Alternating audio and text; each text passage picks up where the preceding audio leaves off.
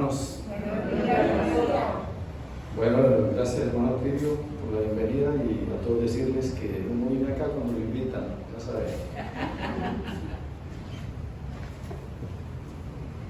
Este es un día que tenemos para muchas cosas.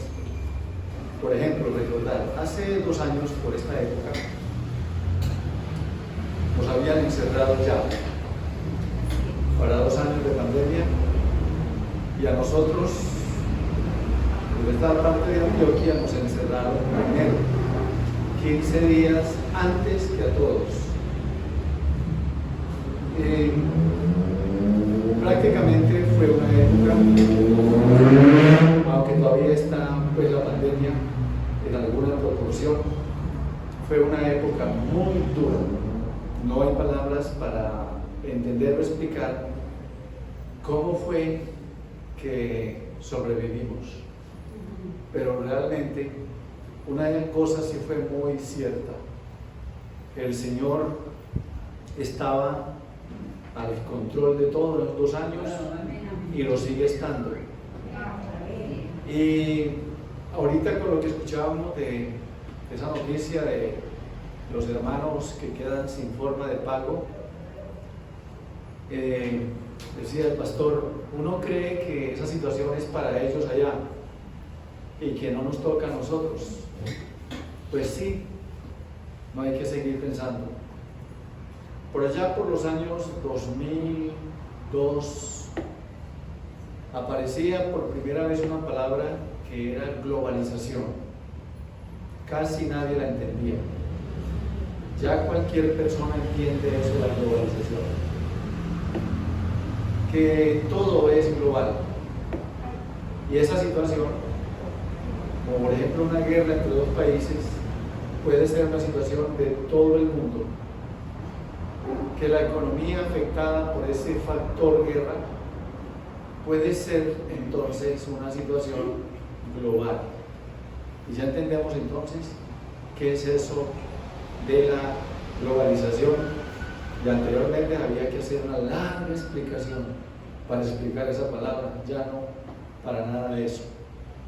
En el día de hoy quiero guiarles en la enseñanza de la palabra a propósito de lo que les acabo de decir, algo muy pertinente, muy oportuno, muy para esta época. Tiene que ver con un tema sobre la soberanía de Dios. La soberanía de Dios. Y por alguna circunstancia, pues, a ver, este tema de la soberanía de Dios, creo que se fijó más en mi corazón hace por ahí, va a ser 5 años, cuando mi esposa sufrió un accidente y entre todo lo que pasó en el proceso de los primeros días tan difíciles, una frase muy importante que el Señor trajo a mi vida fue que para Dios no hay accidentes. Para Dios no hay accidentes. Si hay accidentes, son oportunidades para Él mostrar que sigue siendo Dios y que sigue actuando como Dios. Y es posible, y les digo esto porque en el caso de la situación que vivió mi esposa, tuvo la capacidad, si se puede decir así, de pensar en las cosas que quedaron truncadas y afectadas. Y una de ellas era que en esos días yo había de hacer un viaje muy importante a otro país y 3 días antes que ocurre eso, pues todo se daña, ¿no? Yo estuve tranquilo y en medio del dolor que ella vivía, yo podía decir también y decirle a ella que Dios, a pesar de todo, seguía al frente de todo y seguía actuando como Dios. Lo digo de otra manera, los inconvenientes, los accidentes, las dificultades no son problemas para que Dios deje de ser Dios y dejar de actuar como Dios. Nosotros sí. Vemos un problema como un obstáculo y hasta aquí llegó la vida. Dios no es así. Y yo veía muchas razones por las cuales decir a mi esposa eso. Por ejemplo, si bien es cierto la situación era muy dura, una de tantas cosas que él hacía o hizo fue proveer para esa situación los recursos, el dinero que nosotros solos no podíamos conseguir. Entonces, él seguía actuando de muchas maneras. Yo empecé a entender eso desde hace 5 años. Yo había enseñado sobre la soberanía de Dios muchísimo. Y había dado ese tema como materia a estudiantes de seminario, de institutos. Y lo había enseñado en la iglesia. Pero honestamente yo no había vivido y experimentado lo que significa eso en la vida de uno. Entonces desde hace 5 años, repito, casi, he venido creciendo en eso de poner en mi vida que Dios es soberano. Y en estos días, un pastor me pide para su iglesia hacer un devocional sobre este tema, sobre la soberanía de Dios. Y el Señor refrescó y trajo a mi mente muchas cosas de la palabra. Y el texto de hoy es Job capítulo 23. Job 23. Yo uso la Nueva Versión Internacional. A esto respondió Job: mi queja sigue siendo amarga. Gimo bajo el peso de su mano. Si supiera yo dónde encontrar a Dios, si pudiera llegar a donde Él habita. Ante Él expondría mi caso, llenaría mi boca de argumentos. Podría conocer su respuesta y trataría de entenderla. ¿Disputaría Él conmigo con todo su poder? Claro que no. Ni me acusaría. Ante Él cualquier hombre recto podría presentar su caso, y yo sería absuelto para siempre delante de mi juez. Si me dirijo hacia el este, no está allí. Si me encamino al oeste, no lo encuentro. Si está ocupado en el norte, no lo veo. Si se vuelve al sur, no alcanzo a percibirlo. Él, en cambio, conoce mis caminos. Si me pusiera a prueba, saldría yo puro como el oro. Pero en sus sendas he afirmado mis pies. He seguido su camino sin desviarme.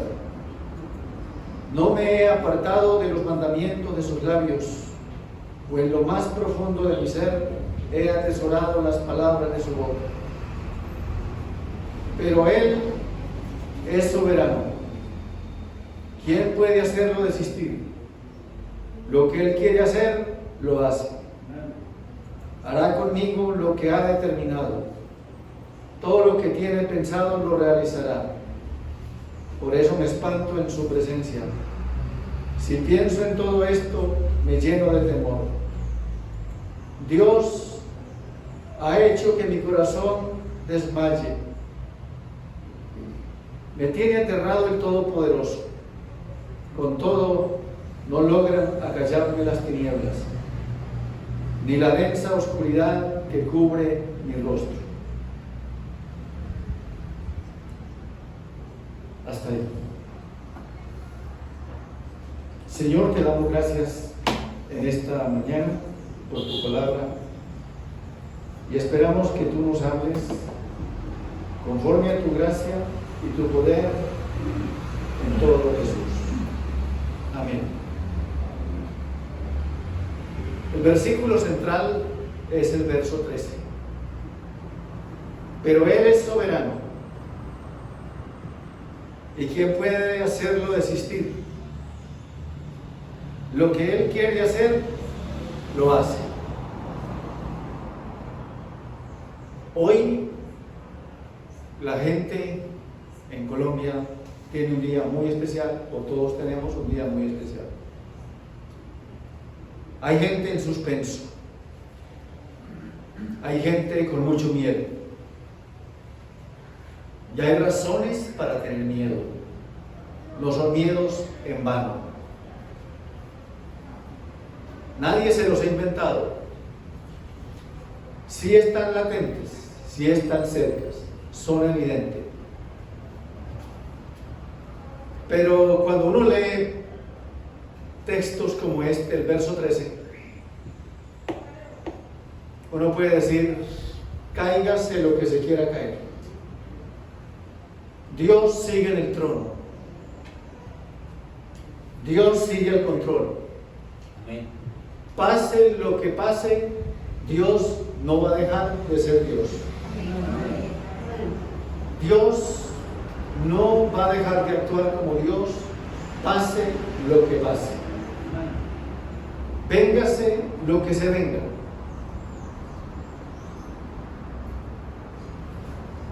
Job desarrolla en este capítulo 23 tres temas.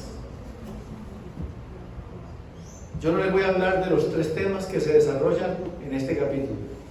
Solamente les voy a hacer mención del primero, y con eso es suficiente para tener una idea. El primer tema está entre los versículos 1 al 9 y consiste en su deseo por presentar su causa ante el trono de Dios.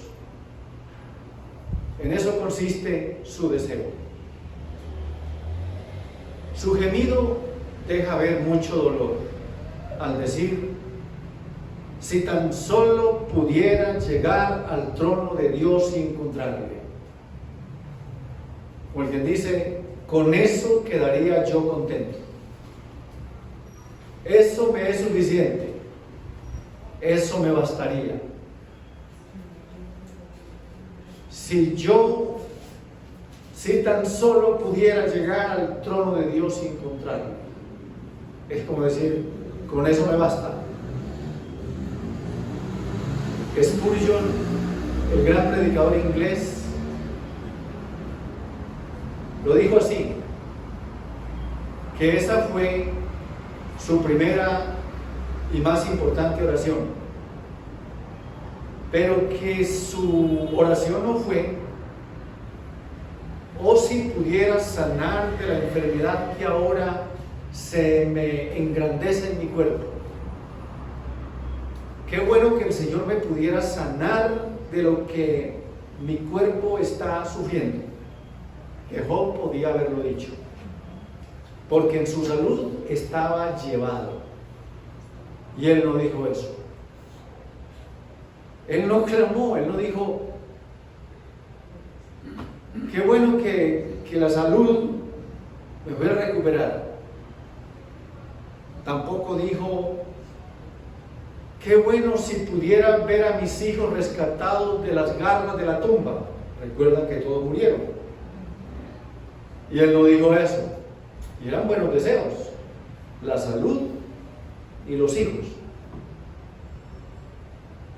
Tampoco dijo: qué bueno fuera si pudiera recuperar mis propiedades, todas las que las malas o el enemigo me quitó. Tampoco dijo eso. Entonces no dijo nada ni de su enfermedad, ni de su familia, ni de su propiedad o propiedades. Tres cosas bien importantes. Nosotros hubiéramos puesto eso quizás en primer renglón, porque la salud es muy importante, la familia es muy importante. ¿Cuántas veces oramos todos los días pidiendo que el Señor se encargue de un hijo o de una hija, o de los hijos? ¿O de quién? Todo el tiempo. Todo el tiempo. Entendí otra cosa. Pensé que alguien había dicho: y de un yerno. Ya me iba a asustar. O de una suegra. Bueno, algo así. Olviden eso. Siempre como que aquí soy yo, escuchan cosas que quién sabe. Entonces resulta tres cosas muy importantes por las cuales nosotros hubiéramos orado. Pero él no puso en prioridad esas tres. Él puso en prioridad una muy importante. Si tan solo pudiera llegar al trono de Dios y encontrarle.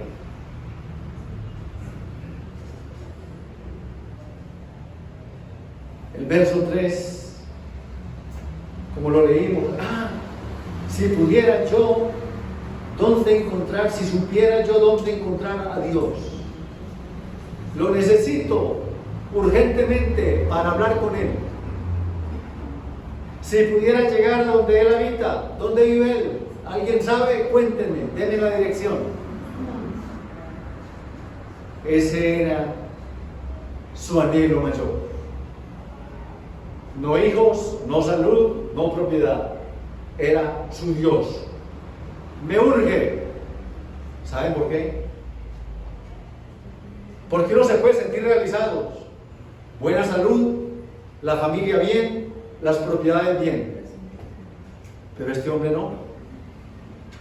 Él supo que mejor y la mejor manera de estar realizado era con Dios. Y si era con Dios, la familia, la salud, las propiedades iban a ir bien. Una cosa es tener a Dios con todo. Otra cosa es tener todo sin Dios. Hay mucha gente así. Tiene todo sin Dios. Y hoy necesitamos, a pesar de las circunstancias, tener a Dios muy presente. Muy presente. Bueno, esa es la primera parte del capítulo. La segunda parte de un tema que no les voy a hablar por razón del tiempo tiene que ver con la defensa de su propia vida. Como una vida justa. Y eso es verdad. Dios dijo que era un hombre justo, recto y apartado del mal. El tema número 3 tiene que ver con el temor que sentía hacia Dios como si fuera su verdadero adversario.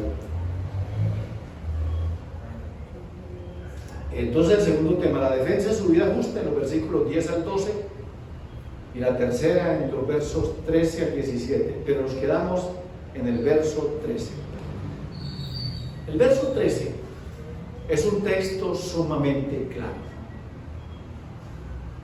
¿Qué versículo, hermanos? Me gusta, me es claro, me anima, que ante la situación que tenemos en el país, me anima a saber lo que dice. Pero el Señor es soberano. ¿Quién puede hacerlo desistir? Nadie. Lo que Él quiere hacer, lo hace. Qué bueno. Tengamos ese dato de Dios en cuenta para más adelante. Este versículo es tan claro, tanto para nosotros como para cualquier lector. El versículo no tiene dificultades que impidan la comprensión del mismo.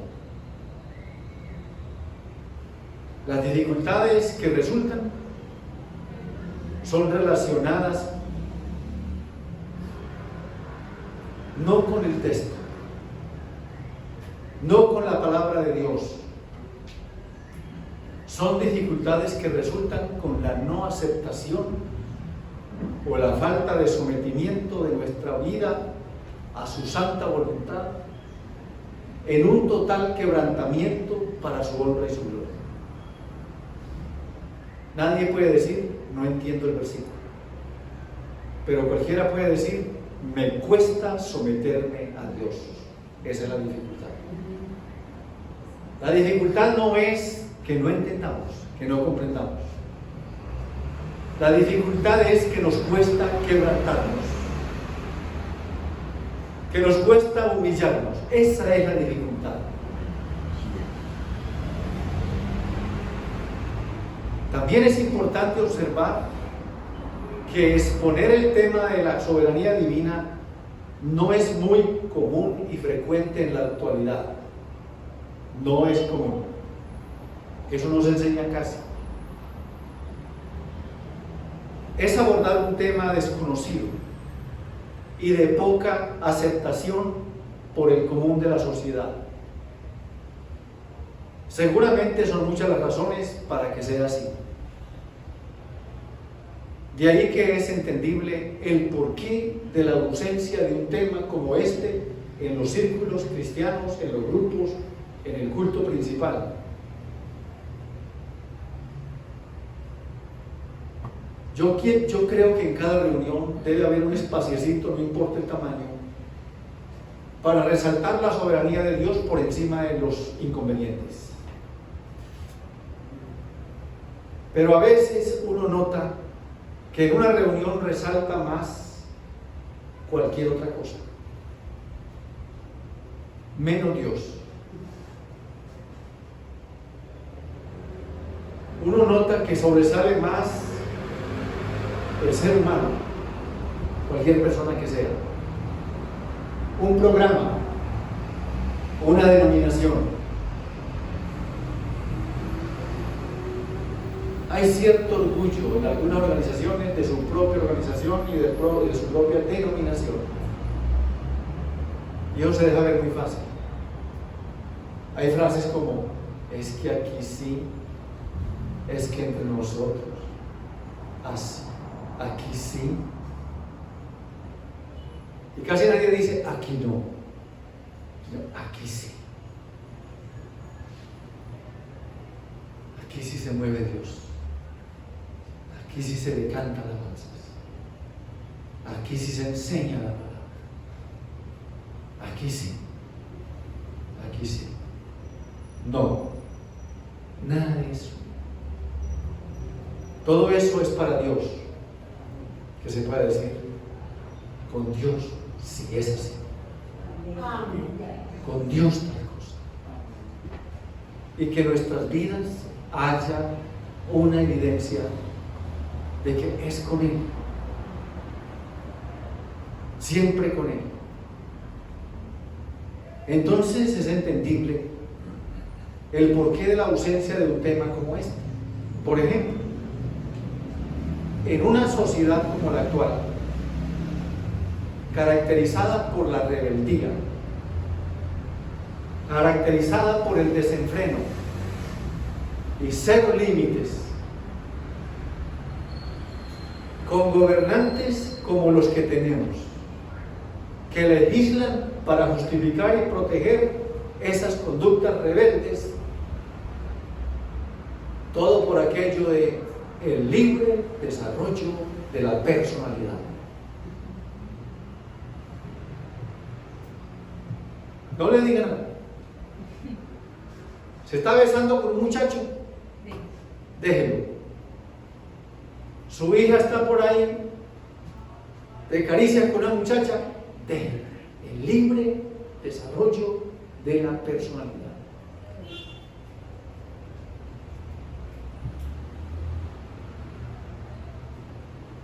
Es muy grave. Y estos gobernantes, estilo Mañé, pobres, le buscan el atajo. ¿Qué cruz de hacer? Y entonces hay que legalizar cierta cantidad de gramos de la marihuana, como llamaban, maracachafa. Si lo encuentran en la calle con esa cantidad está dentro de la ley. No le puede decir nada.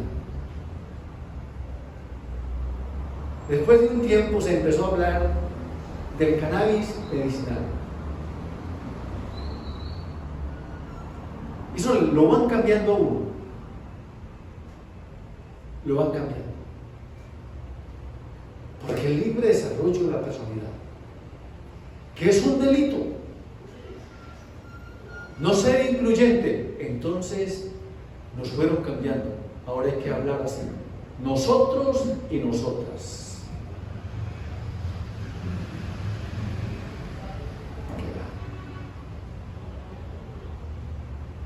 Así que tiene lógica el por qué no hay doctrina más odiada por las personas sin Cristo, ni verdad que haya sido más maltratada que la grande y maravillosa doctrina de la soberanía de Dios. ¿Por qué? Porque las personas permitirán que Dios esté en todas partes, menos en su trono. Están de acuerdo, las personas están de acuerdo que Dios sea el creador de todos los mundos, de cielos y tierra y todos cuanto hay en ellos. Están de acuerdo que Dios haga milagros habidos y por haber, que imparta dones todos los que se necesitan, que sea quien sostiene la tierra, que sea quien ilumina el espacio, el cielo con todas las estrellas y la luna, que sea el que controla el poder de los océanos, pero no que Dios establezca su trono en los corazones de ellos.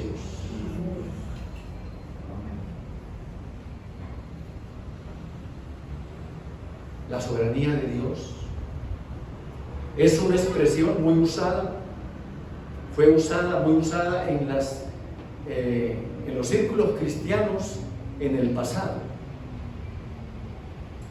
Eso era un tema que sostenía a los reformadores, a la iglesia sufriente, a la iglesia perseguida,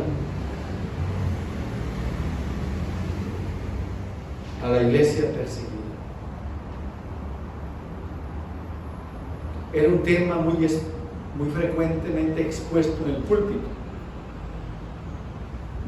Era una exposición de las grandes verdades del Dios soberano, del Dios que consolaba a muchos corazones, impartiéndoles la fuerza y la firmeza del carácter cristiano en medio de las adversidades. Así que es una lástima que la doctrina bíblica de la soberanía de Dios, que a lo largo de la historia ha sido la razón de ser en la formación y el discipulado de los creyentes, sea tan poco entendida y tan evidentemente descuidada. Y como dijo un sabio, lo que el predicador precisa dar no es lo que la congregación gusta más de oír, sino lo que más necesita. Yo estoy claro que nunca estuve inclinado a hablarle a la gente lo que le gustaba. Eso sí, pues. Y cada vez soy consciente de eso. Con alguna frecuencia uso la palabra no me importa. Eso puede ser de doble sentido. Un sentido es que es la expresión de viejos pensionados. Ya uno está, no me importa, no estoy para esas cosas. Y uno empieza a usar lenguaje de pensionado. Pero resulta que también es el otro sentido. No, yo no estoy usando lenguaje de pensionado, sino que hay cosas que de verdad no me importan. Y que en un pasado me diga, pues Cristo no me importaba tanto. Para nada. Para nada. Anoche en un momentico escuché de un hermano una lista de cosas que lo atormentan. Quedamos de hablar y no sé en qué momento le voy a decir, estaba pensando. Y una de las cosas importantes que no se me debe olvidar al decirle es: sobre cuántas de estas cosas que me dijiste tú tienes el control. Son de tu resorte. Y si me dice, de ninguna, entonces ¿por qué te vas a sufrir por eso? Si hay cosas en las cuales yo no tengo el control, ¿para qué sufro por eso? Yo no tengo control sobre mis hijos, como quisiera yo. Pero yo sé con quién hablar todos los días, sentado, de pie o de rodillas, ante el que sí tiene el control. Ya. Incluso si me voy a la cama pensativo, preocupado, dolido, aún ahí acomodándome, yo puedo decirle, Señor, tú solo tienes el control. Entonces, hay unos versículos más, que la Biblia está llena de textos. Por ejemplo, yo cuando leo un versículo, a veces no me pega todo el versículo, me pega de pronto una frasecita. Leía Isaías 46:10 y el versículo es mucho más grande, pero rescaté la siguiente frase que dice así: mi propósito se cumplirá y haré todo lo que deseo. Uf, qué bueno. Mi propósito, Dios me dice, Dios le dijo a su pueblo, mi propósito se cumplirá. Yo hago todo lo que deseo. En un día que parece solo oscuro para el mundo, para Colombia, hay que encarnar esta palabra, que el propósito de Dios se cumple. Y Él hace lo que desea. Eso indica que la soberanía de Dios puede definirse y entenderse como el ejercicio de su supremacía, donde Dios es el Altísimo, donde Él es el Señor del cielo y de la tierra. No hay otro, exaltado infinitamente por encima de las demás eminentes criaturas. Quien sea la criatura, quien sea la figura, quien sea el famoso, Dios está por encima de ese famoso. Él es absolutamente independiente. No está sujeto a nadie. No es influenciado por nadie. Dios actúa para siempre y únicamente como le agrada. Nadie puede frustrar ni detener sus propósitos, porque Él dijo, mi propósito se cumplirá y haré todo lo que deseo. Amén. En la época más oscura para el profeta Daniel, capítulo 4, verso 35, de igual manera describen la soberanía de Dios de esta manera: ninguno de los pueblos de la tierra merece ser tomado en cuenta. Qué interesante eso. Ninguno. Entre nosotros hacemos distinción entre pueblos, entre naciones, entre países. Yo hago parte de esos colombianos que cuando ven mi pasaporte y saben que soy colombiano, estoy expuesto a lo que sea.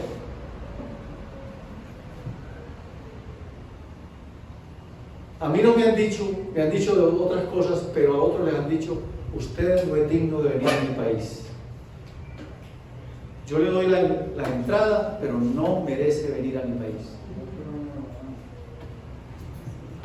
Yo estoy como listo. ¿Qué hacer cuando me digan así? Porque no sé qué hacer. Y así le dan a uno el ingreso, uno sabe que ahí es por debajeado, lo mira por encima del hombro. Pero leo que el Señor dice, ninguno de los pueblos de la tierra merece ser tomado en cuenta, todos por igual. Y miren, Dios hace lo que quiere con los poderes celestiales y con los pueblos de la tierra. Increíble. No hay quien se oponga a su poder ni quien le pida cuenta de sus actos. Necesitamos leer la palabra en estos días así. Amén. La soberanía divina significa que Dios lo es de hecho, así como de nombre, y que está en el trono del universo dirigiendo y actuando en todas las cosas.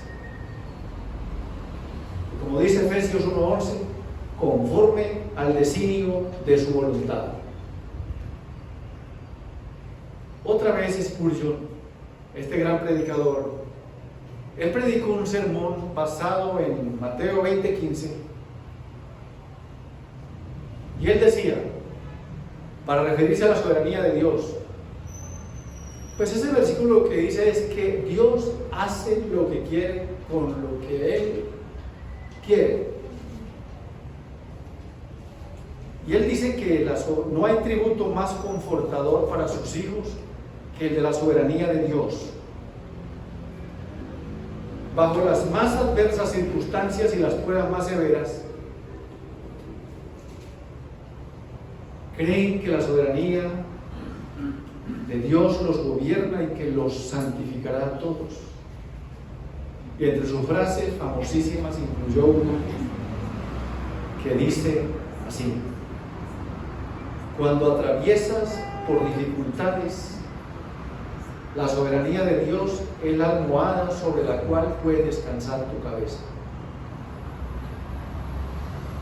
Cuando estés en problemas,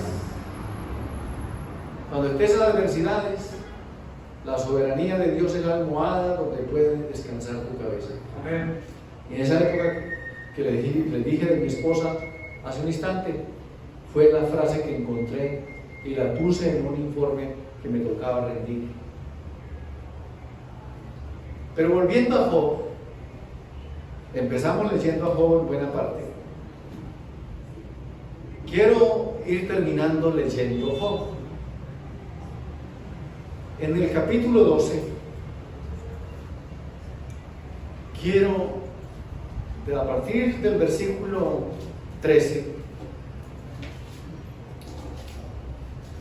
Job 12:13,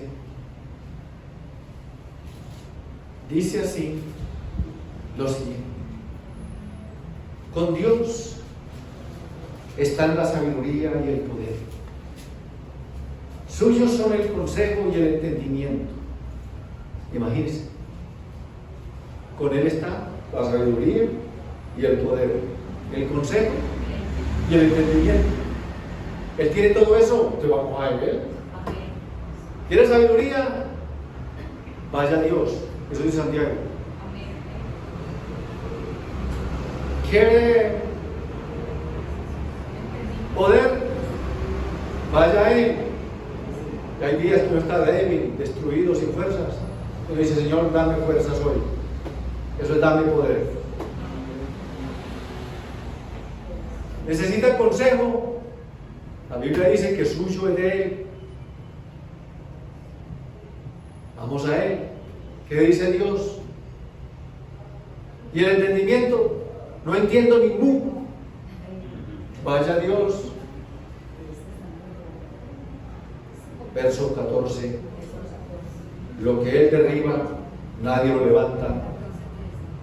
A quien Él apresa, nadie puede liberarlo. Si él retiene las lluvias, hay sequía. Si las deja caer, se inunda la tierra. Suyos, otra vez, son el poder y el buen juicio. Y note esto: suyos son los engañados y los que engañan. O sea, todo por igual. Él pone en ridículo a los consejeros y hace que los jueces pierdan la cabeza. Yo creo que sí. Así es. Esta semana hubo una de esas bellezas de jueces de la República que después de una muchacha haber presentado todas las evidencias de haber sido violada, el juez contradijo todo eso y dejó libre al violador. es un juez más de tantos que han perdido la cabeza. Un sinvergüenza, un irresponsable, un perverso, peor que el violador.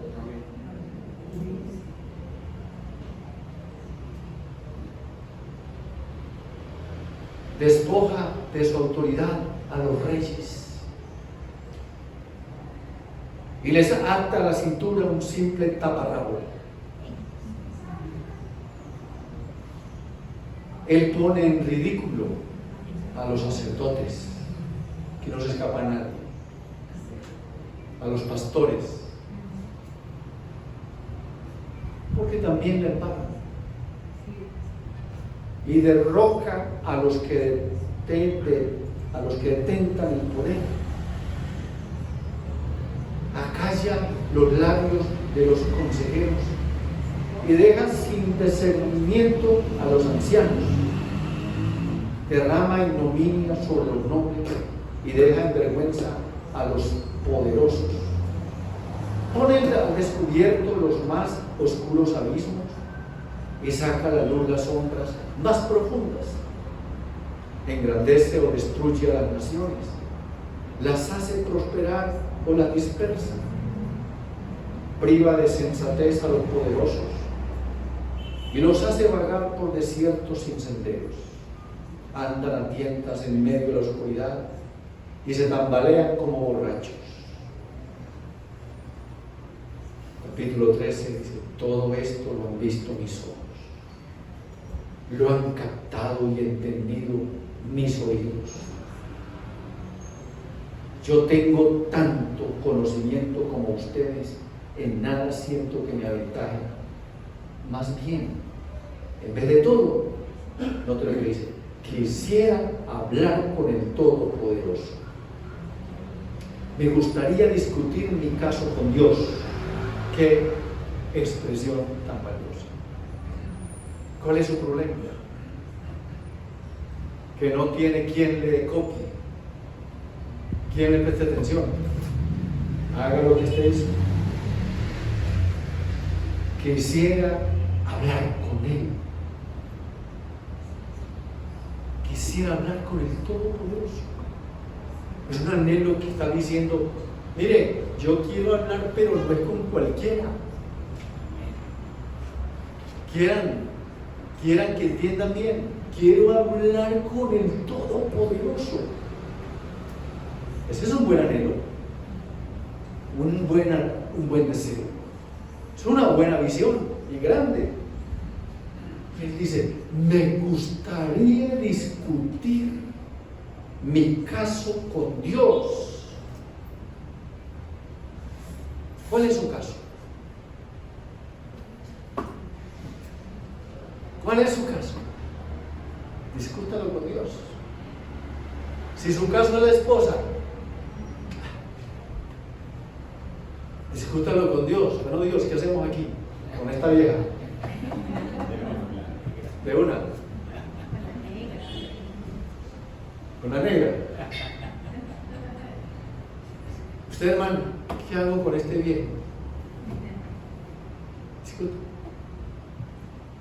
¿Qué hago? ¿Si me voy de aquí o no me voy, Paola? Y así. 3 cositas para resumir todo lo que vi.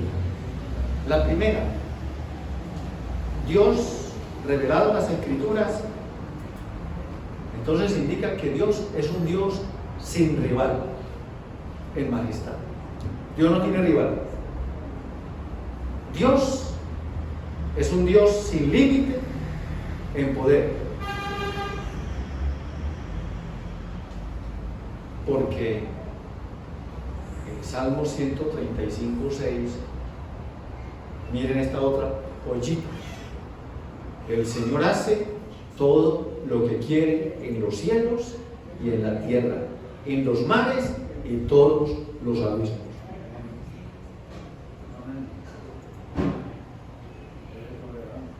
Su naturaleza es absoluta. Y cuando decimos que Dios es soberano, afirmamos su derecho a gobernar el universo según su beneplácito. como el derecho que tiene el alfarero sobre el barro, que lo puede moldear en la forma que quiere. Por lo tanto, podemos afirmar que Dios no está sujeto a ninguna norma o ley alguna fuera de su propia voluntad, por cuanto Él es ley para sí mismo y no tiene obligación alguna de dar cuentas a nadie de lo que hace. Amén.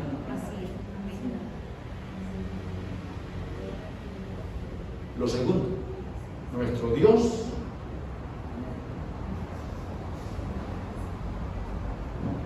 es alguien que cualquiera que lo conoció, lo conocía como debía ser. Otra perla, el Salmo 115:3. Miren lo que dice. Nuestro Dios está en los cielos. Noten que me fascina. Y puede hacer lo que le parezca. Con un mundo como el que tenemos y con un Dios como el que tenemos. Dios es soberano. Su voluntad es suprema.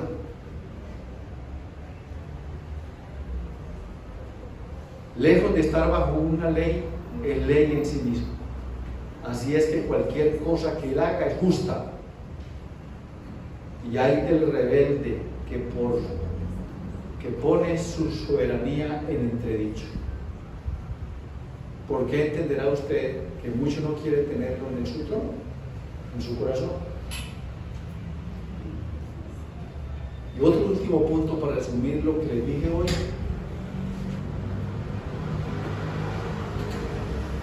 No saldrá bien librado quien desafíe o rete a Dios como el soberano y todopoderoso. No saldrá bien librado. Isaías 45:9 dice, bueno, es más extenso, solamente destaqué una partecita del versículo. Hay del que contiende con su hacedor. Hay del que no es más que un tiesto entre los tiestos de la tierra. ¿Usted sabe qué es un tiesto? Los muchachos de hoy no entenderían qué es un tiesto. Pero nosotros, los viejitos, sí entendemos eso. Que la mayoría aquí estamos así. ¿Sí o no? ¿Acaso el barro le reclama al alfarero, fíjate en lo que haces? ¿Tu vasija no tiene agarraderas? Bueno, hermanos, les he presentado al Dios que es. Ya usted decide si va con Él o con otra cosa que no es Dios. Señor, te damos gracias por tu bondad increíble, porque eres el Dios soberano, el Dios grande. Y pase lo que pase, Señor, ayúdanos, conforme a tu gracia y tu bondad. En el nombre de Jesús, amén. Hermanos, voy a leerles algo. Mi amor, en mi bolso está el celular. Por favor, sácalo, me lo traes. Tengo algo ahí que quiero leerlo y espero que para algunos hoy no sea tarde. Estos días recibí una lectura de alguien que la voy a tener muy en cuenta para ser un poco prácticos en esto.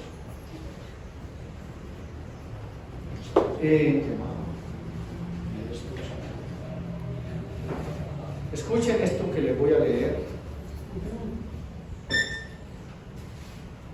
No voy a hacer ningún comentario, solamente voy a leer. Ya usted hace el comentario.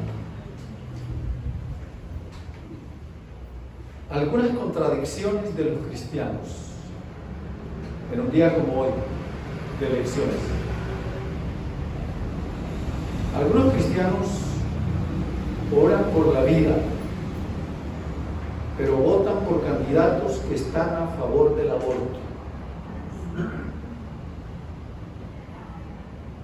Algunos cristianos oran para que Dios libre a la iglesia de la persecución en países comunistas y posiblemente el nuestro, pero votan por candidatos comunistas o que apoyan el comunismo.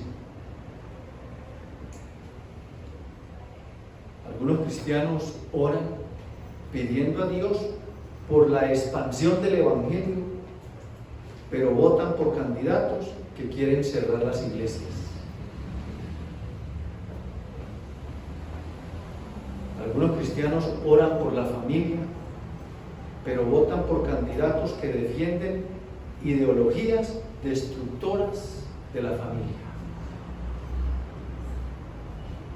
Algunos cristianos oran por los hijos, pero en las elecciones votan por candidatos que defienden a los pedófilos y la ideología de género. Algunos cristianos oran para que Dios libere a los jóvenes de las drogas, pero votan por candidatos que están a favor de legalizarlas.